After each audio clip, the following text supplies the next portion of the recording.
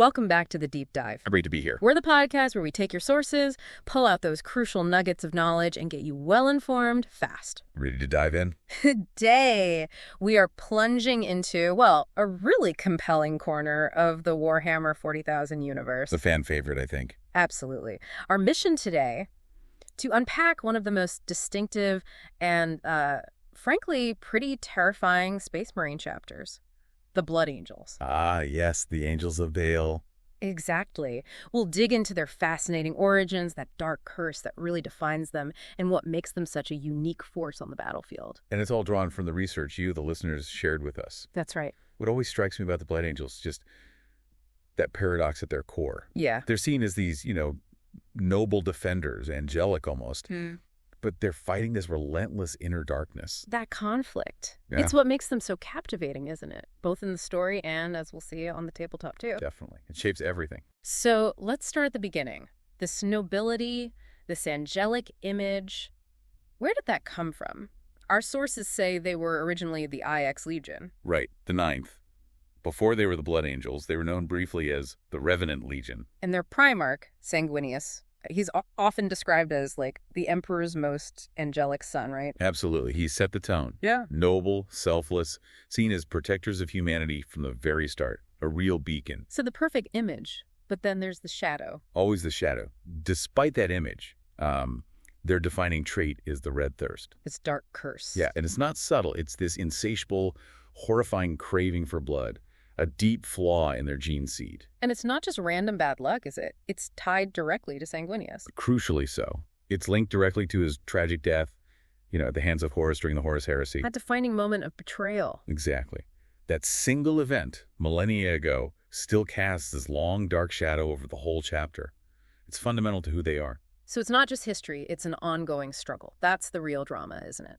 Constantly balancing that angelic nature, that legacy they want to uphold, with these raw vampiric urges. It's a literal battle within every single one of them, trying not to succumb to something that's part of their very makeup. Sounds exhausting and terrifying. And the research is clear. This red thirst, it's a major gene seed flaw. It actively manifests in recruits. So new Marines can fall to it. Oh, yes. If it's not controlled, it can lead to these awful bestial transformations. They lose themselves entirely. Is that unique to them? Or do other chapters have similar issues? Well, it's unique in its specifics, but the idea of a gene seed flaw isn't. Think about the Space Wolves, for instance. Ah, the curse of the Wolfen. Exactly. Another deep flaw can also lead to bestial changes, loss of control. So the Blood Angels aren't alone in having these fundamental imperfections. That comparison really drives it home. It's not just a personality quirk, it's genetic. Right. Deep-seated. So if that's the internal war, how does it translate to the external one when they hit the battlefield? Well, that's where things get really interesting. And frankly, pretty scary for their opponents. Our sources definitely paint that picture. They're known as an exceptionally strong melee army, right? Yeah, absolutely. Aggressive, powerful characters, specialist units built for close combat. Described as having amazing mobility and unrivaled bloodlust. Makes them sound fantastically dynamic. That's a good way to put it. Yeah. They don't hang back.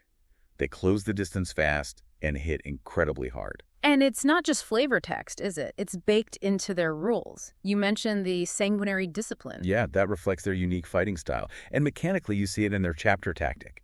Would you? +1 to advance and charge rolls. Helps them get into combat quicker. Makes sense. Faster to the fight. And then there's the Savage Echo Super Doctrine. Yeah. That gives them a guaranteed extra attack on the charge. Okay, so faster and more attacks when they get there. Brutal.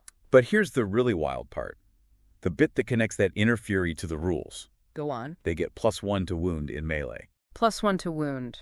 When they charge, when they get charged, or when they make a heroic intervention. Yeah. So basically, whenever they're properly stuck into the fight. Wow. Okay, that's significant. It's huge. The example from the sources is mind-blowing. Even basic scouts. Yeah. With that +1 bonus, can wound something like an Imperial Knight or a main battle tank on a roll of 5+ game. Wait, scouts? Wounding a knight on a 5+ Dane? Yep. Think about that. Your humble scout potentially taking chunks out of a super heavy walker. That's terrifying efficiency. No wonder enemies dread them. Exactly. It really shows that raw, almost desperate power they bring. But it's not just about hitting hard once they get there. Yeah. Right? It's about getting there. Mobility was mentioned. Crucial. Absolutely crucial for them. And they have it in spades. Lots of their key units, especially Death Company and Sanguinary Guard. The iconic ones. Right. They use jump packs extensively. Which lets them do what? Exactly. Avoid getting bogged down. Precisely. They can leap over screening units, those cheap troops other armies use to protect valuable targets. So they can pick their targets. Pick their targets. Get to the heart of the enemy, and also, if they get stuck in a bad fight, they can often use the jump packs to disengage, reposition, and charge again. Fast, aggressive, rapid assaults. It all fits. It really does. They dictate the terms of engagement. Now, are they just melee monsters, or is there more to them? Yes. Any shooting? Psychic powers? They're definitely melee-focused, but not entirely one-trick ponies. The sources mention they have a pretty strong psychic discipline. Oh, okay. What kind of powers? Mostly really useful buffs. Mm. Powers to make their combat units hit even harder or be tougher to kill.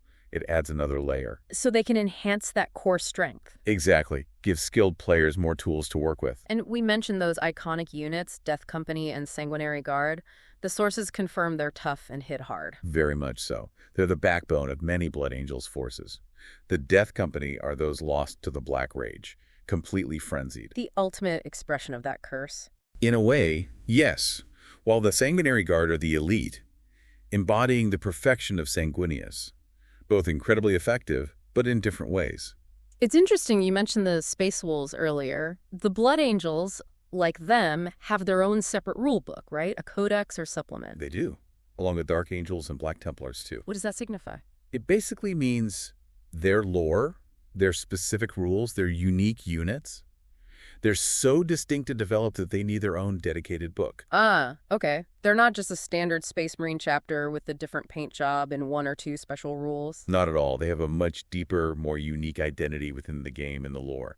It really underscores how different they are. So, bringing all this together, the melee power, the mobility, the psychic buffs, the unique units, what's the recommended way to play them strategically? Synergy seems key, based on the sources. Combining those hard-hitting Death Company with the more resilient Sanguinary Guard. A hammer and anvil sort of approach. Kind of, yeah. And supporting them with characters like Dante, their chapter master, or Mephiston, the chief librarian. That gives you versatility and staying power. Makes sense. Don't put all your eggs in one basket. Right. And players really benefit from using the combat doctrines effectively. Knowing when to switch from, say, Devastator doctrine early on to the Assault doctrine to max out that melee potential. Timing is everything. Especially with them. Plus, that Red Thirst chapter rule we talked about, the +1 to wound, combined with specific stratagems like Sons of Sanguinius. Stratagems being special abilities you can use once per game. Usually once per phase or turn, spending points. Mm-hmm. But yes, special tactical abilities. These ones significantly boost their charge potential and first turn combat effectiveness. So it really leans into that alpha strike idea. Hit hard and fast right at the start. Absolutely. A devastating initial blow can cripple an opponent before they properly react. That's often the Blood Angel's goal. But no army is perfect. What are their weaknesses? Where do they struggle? Well, that strong focus on melee is also a potential weakness. How so? They can really struggle against armies that are good at shooting from a distance. If they can't close the gap, they can get picked apart. Less versatile than some other chapters, maybe? Potentially, yeah. And they're an elite army. Their best units are expensive in terms of points cost in the game. Meaning fewer models on the table. Exactly. Relatively few bodies, as the sources put it. So every loss hurts more. Yeah. You have fewer units to control objectives or absorb casualties. So, vulnerable to being outnumbered or outgunned at range. What else? Armies strong with psychic powers can be a problem, disrupting their plans or inflicting damage. And heavy shooting, as we mentioned, can whittle them down before they even get to do what they do best, fight up close. So positioning, using cover, and that speed become even more critical to mitigate those weaknesses. Absolutely vital. You have to be smart about how you engage. Despite these challenges and that constant internal battle, they still serve the wider Imperium, don't they? The sources mention the Death Watch. They do.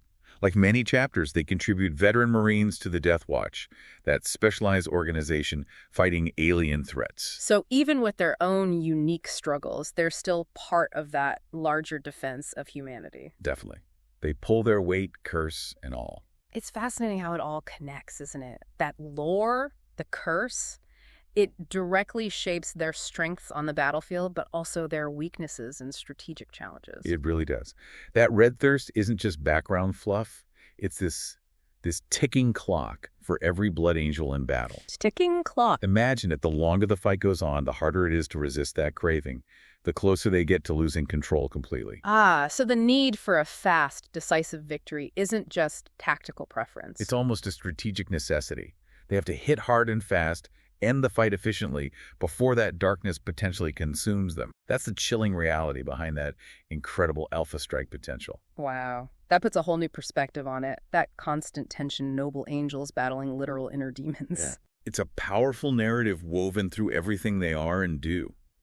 A reminder that even heroes can have profound vulnerabilities. So, wrapping this up for you, the listener, the Blood Angels are undeniably one of Warhammer 40,000's most compelling forces. Noble heroes defined by this relentless internal war. A perfect example of the deep, often dark lore this universe offers. Even the brightest angels can have the darkest shadows. Which leads us to a final thought for you to chew on. Go ahead. Given this constant, unending battle against the Red Thirst, how does that deep struggle truly shape their tactics, their strategies, maybe even their ethics? Not just for survival, but for their identity as protectors. What does it really mean to call yourself noble when you're fighting tooth and nail against such a fundamental inner darkness every single day? Something to ponder. Indeed. That's all the time we have for this deep dive. Thank you so much for joining us. Always a pleasure. If you found this exploration of the Blood Angels as fascinating as we did, please do share it with someone else who loves to learn. Spread the knowledge. And don't forget to subscribe to the deep dive for more shortcuts to being well informed. We'll catch you on the next one.